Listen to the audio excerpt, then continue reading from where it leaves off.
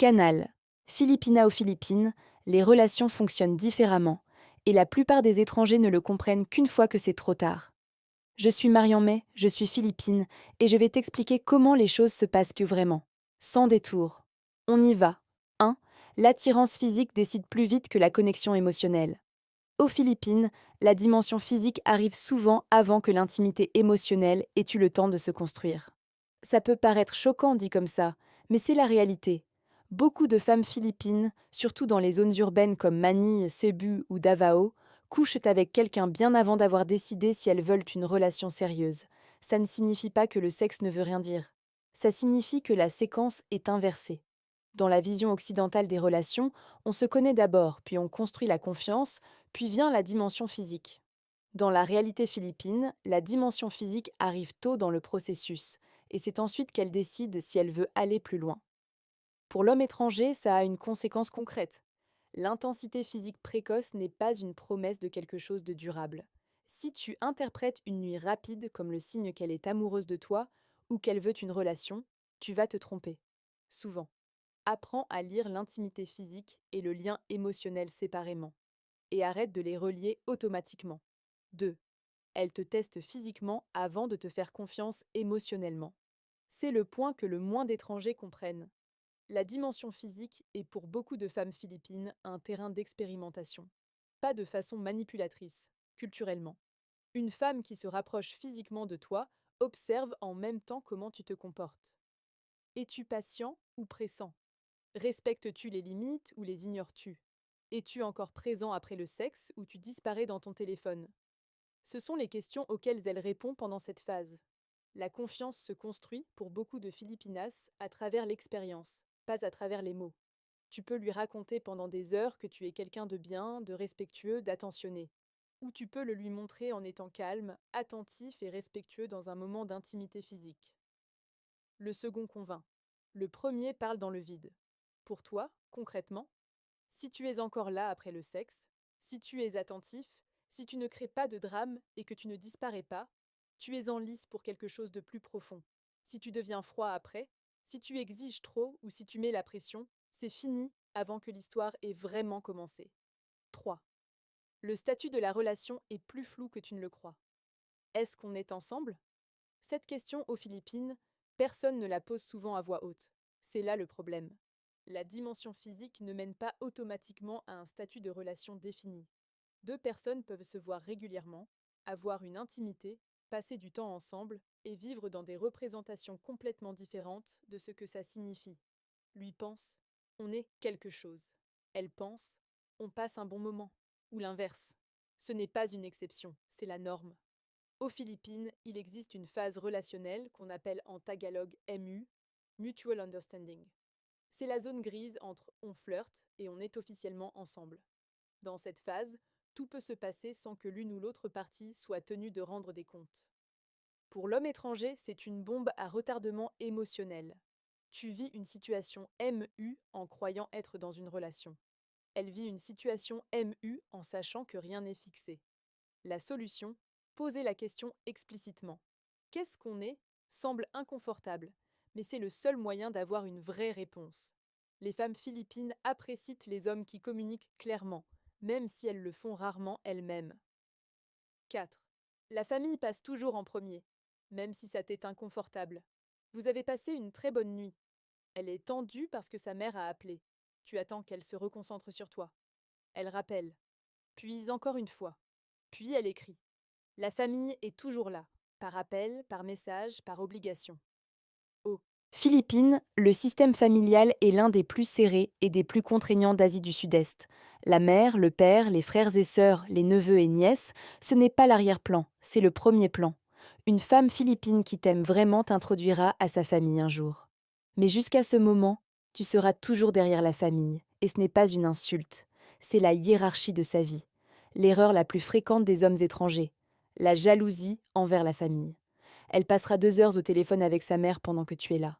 Ce n'est pas un manque d'intérêt pour toi, c'est de la loyauté envers ses origines. La bonne attitude montre de l'intérêt pour sa famille, demande des nouvelles de sa mère, de son petit frère, du dernier repas familial. Avec ça, tu ouvres une porte qu'aucune soirée romantique seule ne peut ouvrir. Si cette vidéo t'éclaire sur le fonctionnement réel des relations aux Philippines, abonne-toi maintenant. Je publie des contenus que tu ne trouveras nulle part ailleurs. 5. Elle ne parle pas de ses sentiments. Elle les montre par des actes. Je t'aime bien. Tu l'entendras rarement. Mais elle cuisinera pour toi. Elle t'enverra un message le matin. Elle remarquera que tu es plus silencieux qu'à l'habitude et te demandera si tout va bien. C'est son vocabulaire émotionnel. Aux Philippines, surtout en dehors de Manille, les aveux directs d'ordre émotionnel sont inhabituels. Il est culturellement risqué de s'ouvrir complètement parce qu'un rejet fait alors très mal. À la place, elle teste la connexion à travers de petits actes et observe si tu réponds. Si elle cuisine et que tu fais des remarques sur le goût, elle a reçu un signal clair. Si elle cuisine et que tu la remercies en reprenant une portion, aussi. L'erreur, attendre des confirmations verbales qui ne viendront pas. Si tu n'es sûr qu'elle t'apprécie que lorsqu'elle le dit à voix haute, tu seras en permanence dans l'incertitude aux Philippines. Apprends à lire les actes. Ils sont plus forts que les mots. 6. La jalousie est exprimée ouvertement et attend une réaction. Une femme philippine jalouse ne se cache pas. Elle peut devenir plus silencieuse. Elle peut lâcher une remarque. Elle peut te demander directement pourquoi tu as suivi telle autre femme sur les réseaux. Pour un occidental qui a appris que montrer sa jalousie, c'est pas cool, ça ressemble à du drame. Aux Philippines, la jalousie visible est souvent le signe de sentiments réels. Elle te montre qu'elle tient à toi. Si tu réponds avec un moi je suis pas jaloux, ultra cool, elle enregistre ça comme de l'indifférence, pas comme de la maturité. La bonne réaction face à une jalousie visible, rassure, sans minimiser. Il n'y a rien, tu n'as pas à t'inquiéter. Clair, direct, chaleureux. Puis passe à autre chose. Pas de long monologue de défense. Pas d'inversion, tu réagis de façon excessive là. Rassure et avance. Si tu apprends à gérer sa jalousie avec calme et sécurité, elle le lira comme un signe de force émotionnelle, et ça la rend plus stable dans son attachement.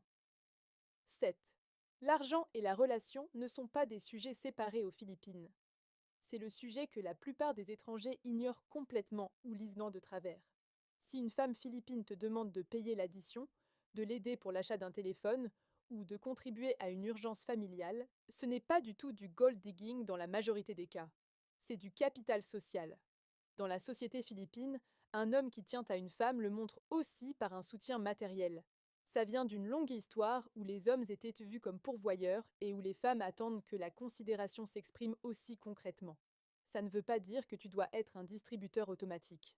Ça veut dire que tu dois comprendre la dynamique. Si tu cries gold digger à la moindre petite demande, tu es culturellement aveugle. Si tu paies sans réfléchir à chaque demande, tu es une cible facile. Le juste milieu. Propose volontiers quand ça te semble juste.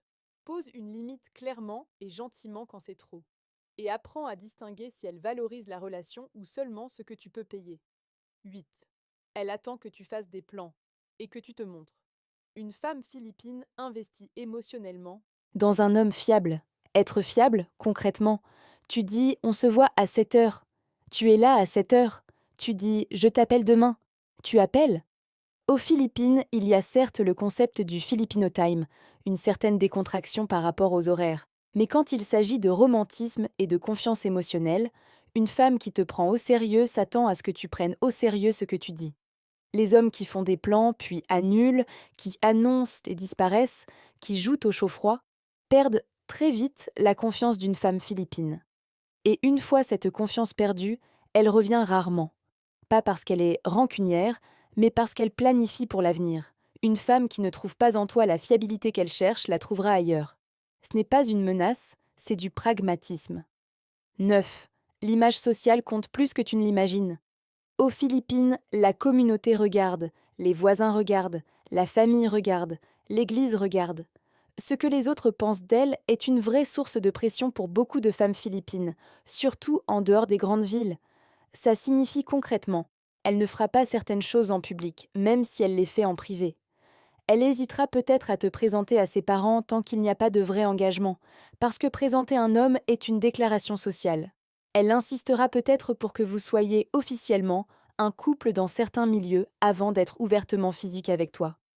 Ce n'est pas de la duplicité, c'est de l'autoprotection dans une société qui juge sévèrement les femmes pour leur choix. Quand tu sais ça, tu comprends pourquoi elles se comportent parfois différemment en public et en privé.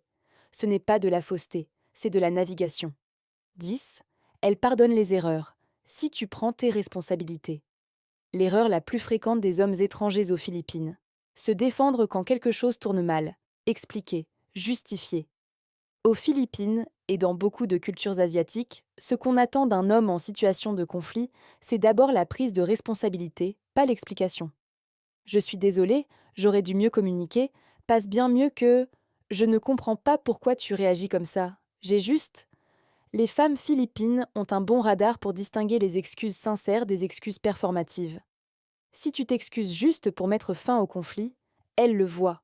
Si tu t'excuses parce que tu comprends pourquoi elle se sent blessée, elle voit ça aussi. Cette qualité, prendre ses responsabilités sans défendre son ego, est l'une des choses qui retient durablement une femme philippine à un homme. 11. Elle peut te lâcher très vite si elle ne se sent pas respectée. Ça ressemble à un avertissement, c'en est un. Les femmes philippines sont émotionnellement généreuses. Elles donnent beaucoup quand elles apprécient quelqu'un. Mais elles ont une limite qui est souvent invisible jusqu'à ce que tu la dépasses. Quand elle a l'impression de ne pas être respectée, de ne pas être entendue ou d'être traitée comme une option, elle disparaît. Pas avec du drame, souvent sans même une explication claire. Elle arrête simplement d'écrire. Retourne à sa vie.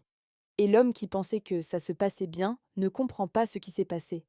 Qu'est-ce qui déclenche ce point de rupture? Des réactions froides à ses initiatives, ignorer les petits signaux, ne pas se montrer quand elle en a besoin, lui donner l'impression que le sexe est la priorité mais qu'elle, comme personne, est secondaire. Si tu sais que c'est le déclencheur, tu l'évites, et tu maintiens quelque chose de bon qui, sans cette connaissance, aurait déjà pris fin. 3 choses concrètes à faire différemment dès maintenant. Premièrement, fais des déclarations claires sur ce que vous êtes. Pas d'interminable boucle MU. Si tu veux plus, dis-le. Sinon, dis-le aussi. Une communication claire et respectée aux Philippines, même si elle y est culturellement rare, justement parce qu'elle y est rare. Deuxièmement, apprends à lui montrer que tu tiens à elle à travers des actes. Sois là. Souviens-toi des détails. Demande des nouvelles de la famille.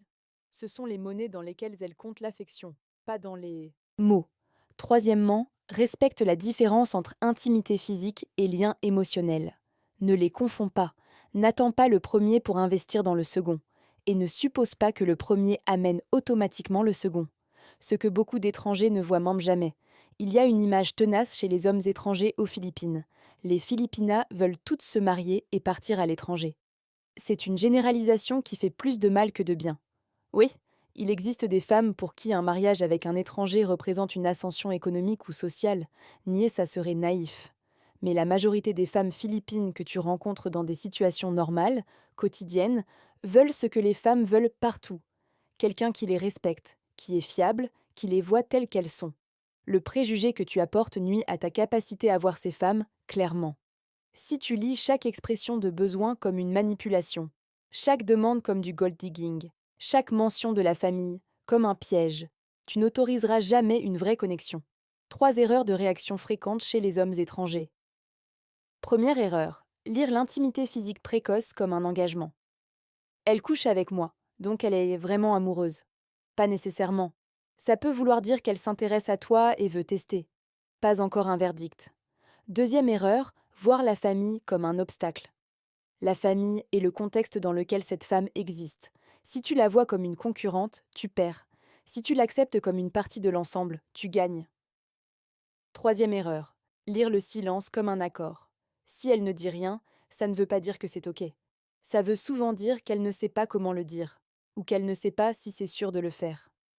Crée un espace dans lequel elle peut parler, puis écoute vraiment. Lequel de ces 11 points t'a apporté le plus de clarté? Écris-le dans les commentaires, je lis tout. Abonne-toi à la chaîne, je suis Marianne May, un gâte. Ce qui se passe quand tu t'y prends bien. Si tu appliques vraiment les points de cette vidéo, si tu communiques clairement, si tu montres que tu tiens à elle par tes actes, si tu respectes la famille, si tu lis séparément la dimension physique et émotionnelle, si tu es fiable et que tu prends tes responsabilités quand il le faut, quelque chose d'intéressant se produit. Une femme philippine qui commence à avoir confiance s'ouvre avec une profondeur qui te surprendra. Elle est loyale, attentionnée, directe dans ses soins et extraordinairement présente. Elle ne oublie aucun détail sur toi. Elle se soucie de savoir si tu as mangé. Elle se bat pour la connexion quand elle pense que ça en vaut la peine. C'est la facette que les étrangers voient rarement, parce qu'ils prennent souvent le mauvais chemin trop tôt et n'arrivent jamais au bout. Le chemin vers là n'est pas un secret. Il est fait des 11 points que je viens de t'expliquer. Et il commence par lâcher l'idée que l'intimité physique et la vraie connexion sont la même chose, ou que l'une mène automatiquement à l'autre. Elles peuvent, mais seulement si tu fais le reste correctement. Comprendre les Philippines ne veut pas dire parler tagalog parfaitement, ou connaître chaque règle culturelle par cœur. Ça veut dire regarder avec un vrai intérêt, agir avec respect, et arrêter de lire la femme en face de toi à travers le prisme de celle que tu connais chez toi, ce que tu perds quand tu ne fais pas l'effort. La plupart des hommes qui repartent des Philippines en disant «les Filipinas sont superficielles» ou «elles sont toutes intéressées» ont tout simplement raté les signaux. Ils ont attendu quelque chose qui ne venait pas sous la forme qu'ils connaissaient et ils ont conclu que rien n'était là. Mais c'était là, juste traduite autrement, dans un acte de soin plutôt qu'une déclaration verbale, dans la question «tu as mangé» plutôt que «je pense à toi», dans le message du matin plutôt que dans une grande scène romantique. Le travail que tu dois faire n'est pas d'apprendre à gérer les femmes philippines, c'est d'apprendre à les voir. Et une fois que tu les vois, tout le reste devient beaucoup plus simple. Un dernier élément pratique. Quand quelque chose te déroute dans le comportement d'une femme philippine, avant de conclure que c'est un signal négatif, pose-toi une seule question. Est-ce que ce comportement pourrait avoir une explication neutre ou positive dans un contexte culturel différent du mien? La réponse sera presque toujours oui. Ce simple réflexe t'évitera des dizaines d'erreurs d'interprétation. Et il te positionnera comme quelqu'un qui observe et réfléchit, plutôt que quelqu'un qui réagit à partir de ses propres biais. C'est ça, la vraie compréhension interculturelle. Pas la perfection, juste la curiosité et la bonne volonté de regarder avant de juger. Pose ta question dans les commentaires. Je suis Marian May, Ingats.